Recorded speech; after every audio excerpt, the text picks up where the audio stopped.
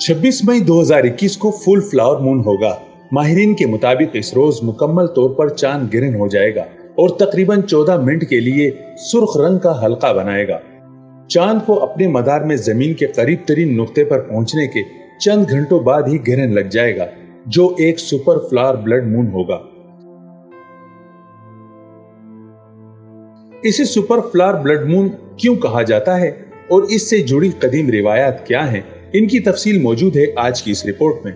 मगर वीडियो आगे देखने से कबल हमारे चैनल को सब्सक्राइब और बेल आइकन को प्रेस कीजिए ताकि ऐसी दिलचस्प और मालूमाती वीडियोस आप तक सबसे पहले पहुंच सकें।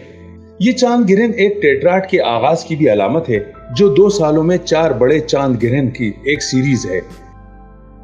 इनमें से 3 चांद गिरन कल हैं, जबकि माहिरीन के मुताबिक 18 और 19 नवंबर 2021 को गहरा जुज़वी चांद गिरन होगा।